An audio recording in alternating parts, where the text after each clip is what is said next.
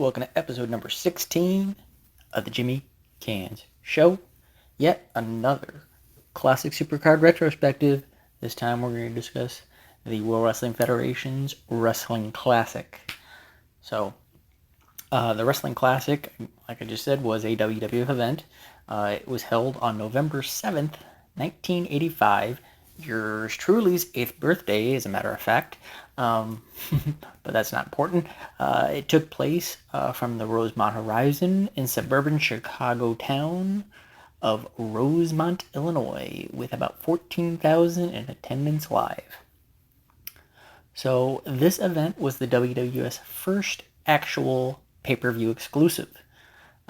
It was not aired on closed circuit TV, and closed circuit would start to see a major decline and eventual demise. With the ability to now purchase events and watch them from the comfort of your own home live, why would people be, going out if they really didn't have to? So, I neglected to mention this in the WrestleMania retrospective, but this event, along with the original WrestleMania, was also released on home video through Coliseum Video subsequently. So, there's that too. So the event didn't have the spectacle of WrestleMania, as they had no celebrity involvement of any kind in this event. The hook here, though, for this event, to help, build around, what was essentially just a 16-man tournament, appropriately dubbed the Wrestling Classic. Other than that, the only other match was the WWF Championship matchup later that evening as well.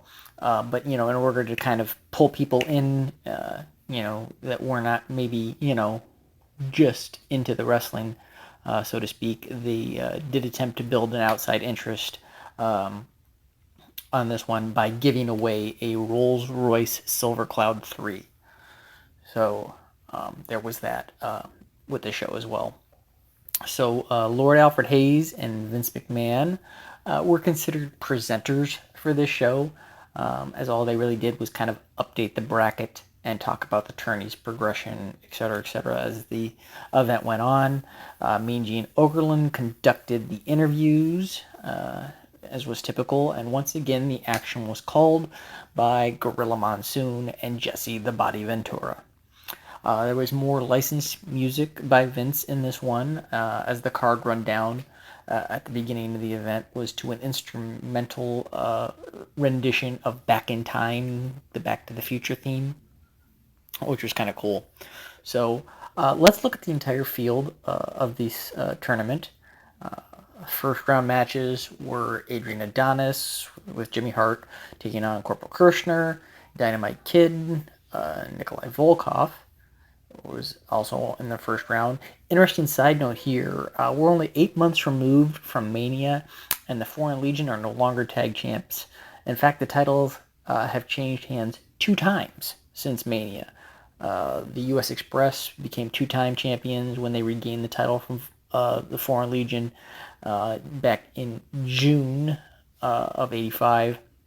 I think it was in Poughkeepsie, New York, on an episode of Championship Wrestling, which was kind of the weekly show, big weekly show for the WWF back then. Their second reign would only last about 2 months, though, before they lost the belts to the Dream Team, which consisted of Greg the Hammer Valentine and Brutus Beefcake, during a WWF live event, which was held at the Spectrum in Philadelphia after Beefcake used luscious Johnny V's cigarette and rubbed it into Wyndham's eye. Obviously, totally kayfabe. Wouldn't really rub a cigarette in someone's eye, but this blinded Wyndham and allowed the Dream Team to pick up the win. So, with that, obviously, saying that the Dream Team was Valentine and Beefcake. Obviously, since Mania, Valentine has dropped the IC strap. Actually, our IC champion is now Tito Santana. But, let's get back to the tournament. So 5 months into his WWF run, Randy Macho Man Savage with Elizabeth was taking on Polish Power Ivan Putski in the first round. Davey Boy Smith would take on Ricky the Dragon Steamboat. Junkyard Dog against the Iron Sheik. Terry Funk, now part of the WWF, with his manager Jimmy Hart, taking on Moondog Spot. The Magnificent Morocco, with his manager Mr. Fuji, taking on, as I mentioned, new IC champion Tito Santana. And the ace himself, Cowboy Bob Orton Jr., taking on Mr. Wonderful Paul Orndorff. So that was your entire first round rundown. So let's get into the card in and of itself.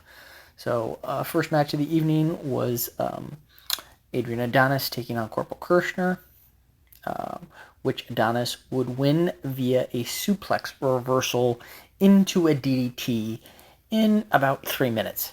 You see, most of these matches are pretty quick. I don't think there was a single match on this card that was longer than 10 minutes. A lot of them were, a 3 or 4 minute mark. A couple went to maybe about 7 or 8, but pretty quick night in terms of matches. So next up was Dynamite and Volkov. Dynamite would end up defeating Volkov really quickly with a missile drop kick from the top about 9 seconds into the match. Surprising Volkov once he got done singing the Soviet national anthem. So, that was that. So I said, we're, maybe 5 minutes into this thing. We're already 2 matches in. Next, saw Savage taking on Putski. Savage coming out to pomp and circumstance, as he always did. First individual this evening to actually get an entrance.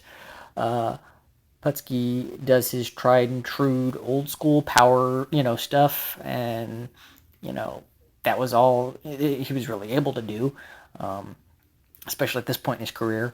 And Savage does the classic 80s heel maneuver in the corner, getting his feet up onto the ropes for leverage to get the pin and advance in the tournament. Next, a very rare 80s babyface versus babyface match. Because in the tournament now you get Davey Boy Smith against Ricky the Dragon Steamboat. Not a very long match. Again, like I said, none of these matches were really all that long.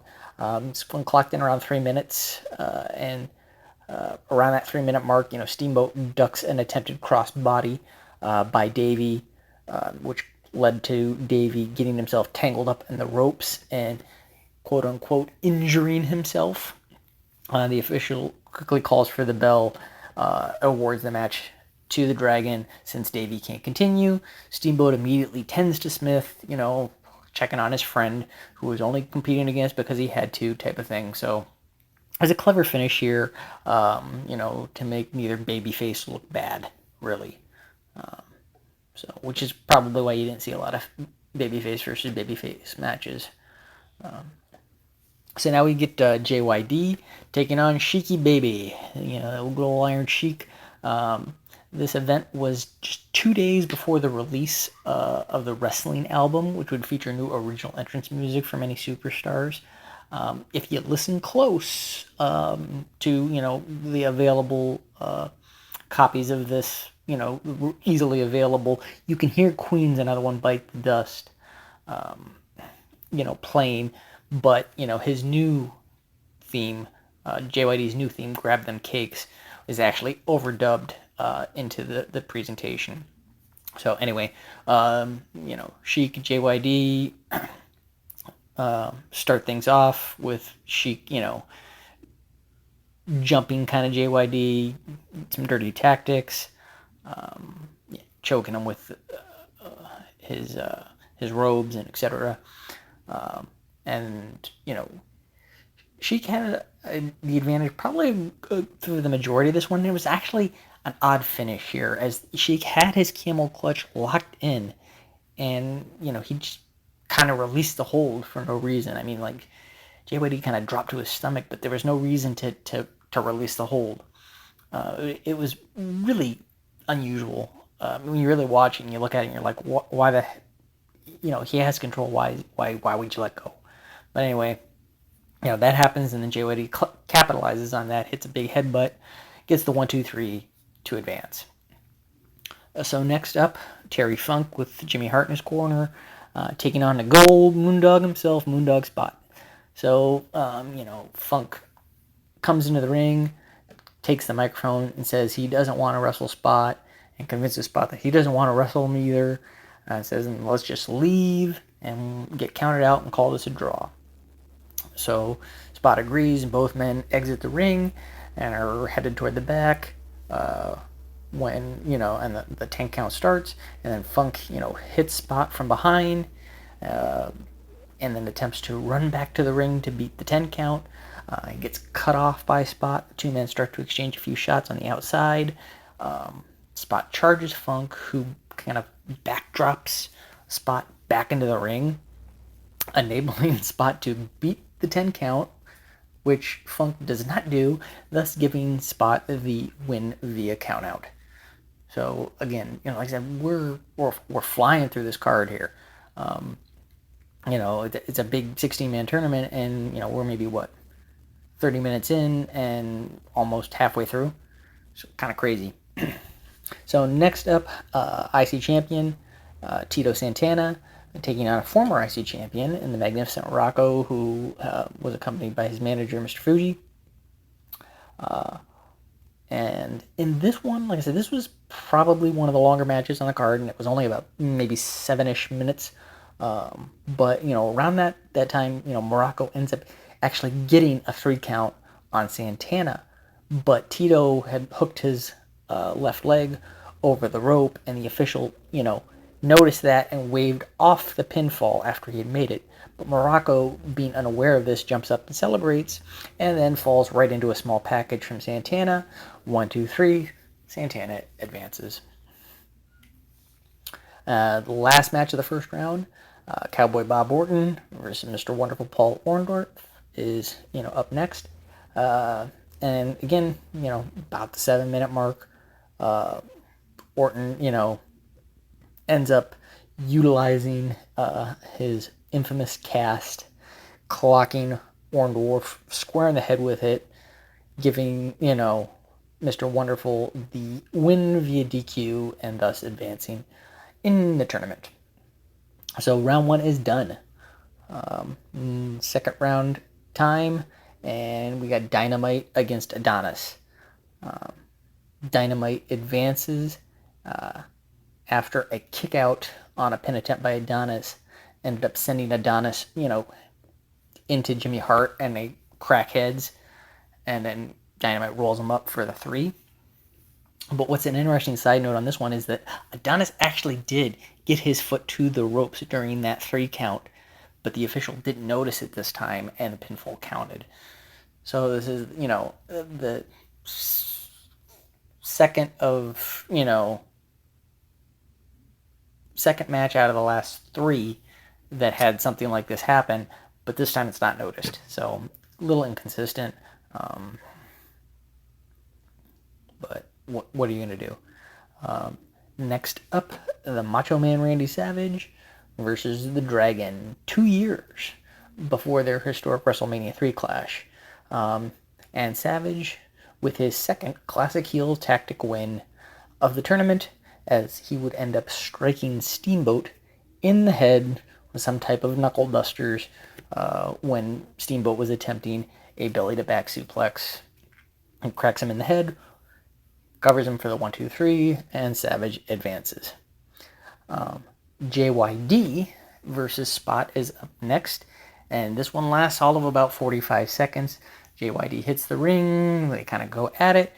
The official's not even out there yet. All of a sudden, JYD's covering Spot with no official, so he counts the 3 fall himself, and they ring the bell and let him advance. So I have no idea what was going on here. And I honestly, why would you have a match or a situation that didn't involve any official in a tournament like this? Made no sense to me whatsoever. But what are you going to do?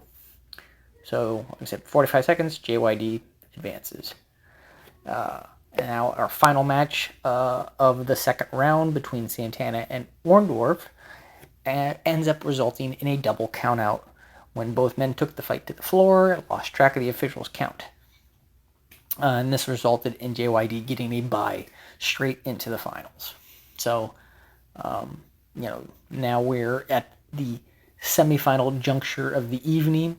But before the semifinals start, we get our only non-tournament match from this event, and that was the WWF World Championship match with champion Hulk Hogan taking on Roddy Piper. And just like Mania, out comes Piper with a bagpipe band in tow. And then out comes Hogan. So, I'll be honest with you, I am not sure whether or not he entered to Eye of the Tiger or his original Hulk theme from the wrestling album. What is, easily available to watch nowadays is overdubbed with Real American. But, that theme, was recorded for the wrestling album, actually for the U.S. Express. It wasn't recorded for Hogan. There was another theme recorded for him. So I don't know. I know he didn't really come out to Real American for the event, but I don't know whether it was Eye of the Tiger or the Hulk theme. You can't really hear, what Real American is overdubbed over in what I was able to view. So there's a belt tug of war to kind of get things started, and then typical Piper hot start. Match spills to the floor. Hogan gets the advantage. A little back and forth. Typical dirty tactics by Piper. And then, what was typical for all of the Piper Hogan matchups back then, where Roddy never losing clean to Hogan. And everything it was to keep Piper strong and his heat high as the big heel for Hogan, to always keep claiming that Hogan never really beat him. And Hogan does get the W here via DQ when Orton comes in and interferes, and then Orndorff comes out to help out, which would lead to some Hogan, Orndorff versus Piper Orton matchups before Orndorff would end up showing his true colors and turning heel again, and then going back to being babyface shortly after that again. So there's a lot of back and forth with Orndorff around this time in his career. So now our only semi-final matchup, obviously, because JYD is advancing via bye. Saw Savage taking on Dynamite, and this would be the only match in the tournament in which Savage wins it clean without cheating. He ended up getting the W with some type of a leg hook small package type of thing after Dynamite executed a big superplex off the top, and the Savage kicks his legs up, catching Dynamite's leg and actually getting the 3 count, even though Dynamite was the one that delivered the offensive maneuver. So now to, give Savage a little bit of time to recuperate, they do the Rolls-Royce giveaway segment next. So this segment was actually cut out of the Coliseum video release, but it was restored in later releases. So over about 250,000 people, I think, entered the sweepstakes to try and win this. The winner was ironically from Illinois. Who would have thought,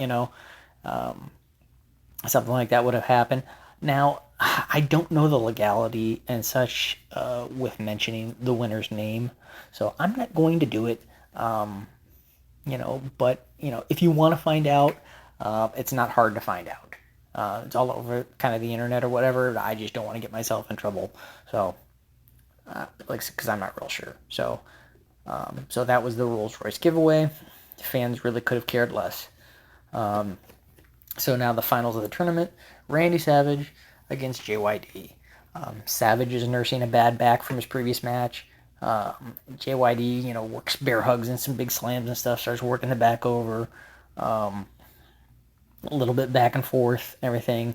And then, Savage charging in on Dog, who hits a big, backdrop, sending Savage over the top, hard to the floor, to which Savage is kind of unable to respond and ends up getting counted out, thus giving JYD the big win and the winner of the tournament.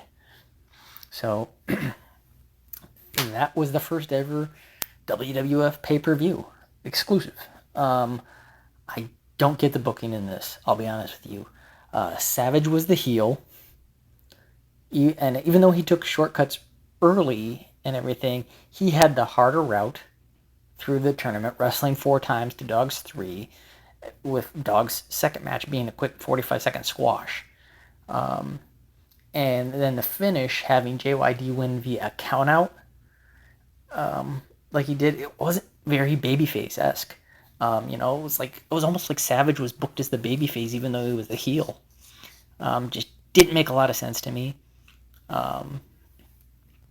Another kind of funny side note on this one, before I get into the overall rating and everything, is they actually ran credits at the end of this event.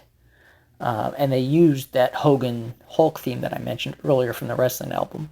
So that was kind of funny to see. So, there were no enhancement matches at all on this show, but the show still doesn't hold up. It was a tournament for nothing, because they did nothing with it. And then a DQ'd finish to the title match, the only non-tournament matchup on the show. Like I said, just an odd way to book the tournament, with the heel getting the harder route. The babyface kind of, just all in all, this just was not a good show. It does not hold up. And, for their first foray into pay-per-view, I'm only going to give, the Wrestling Classic a 1 out of 10 belts. And it's lucky to even get that. So there you have it. Next up in my classic retrospectives will be Starrcade 85. So give the channel a like, a share, subscribe. I hope you're all staying safe out there, and I will see you when I see you.